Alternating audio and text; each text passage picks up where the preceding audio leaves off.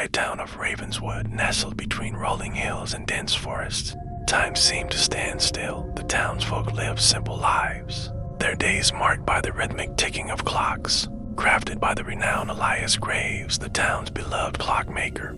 But behind his gentle smile and meticulous hands lay a dark secret, one that only his apprentice, Thomas, would uncover. Thomas had always admired Elias. The old man was a master of his craft, his clocks renowned for their precision and beauty.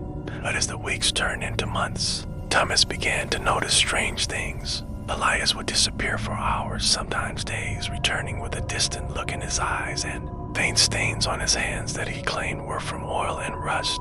The townsfolk, too, began to whisper about missing travelers, men and women who passed through Ravenswood and were never seen again.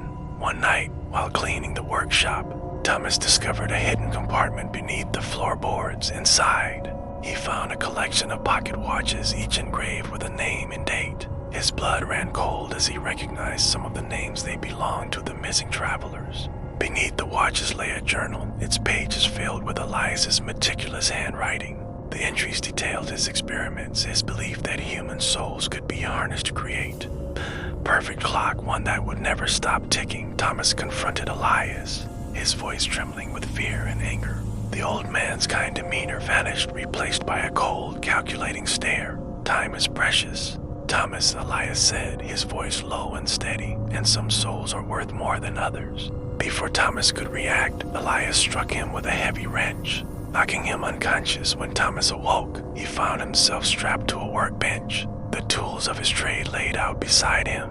Elias stood over him, a manic gleam in his eyes. "You will be my masterpiece," he whispered, his breath hot against Thomas's face. As Elias began his gruesome work, Thomas struggled against his restraints, his mind racing. He remembered the pocket watches, the names, the dates, and the faint ticking that seemed to emanate from each one. Summoning all his strength, he managed to free one hand and grab a nearby chisel.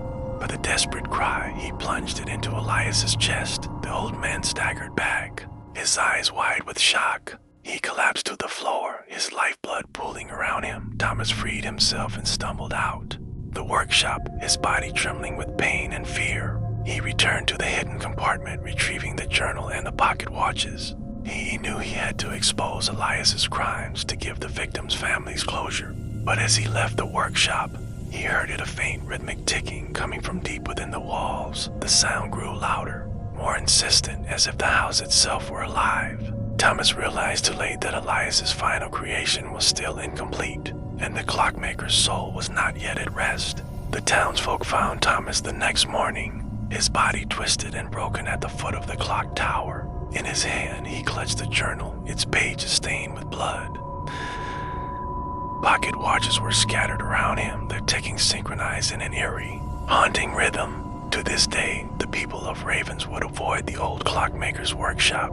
They say that if you listen closely on a quiet night, you can still hear the ticking, a reminder of the horrors that once unfolded within its walls. And some swear they see a shadowy figure in the window, his hands moving tirelessly as if crafting one final eternal clock.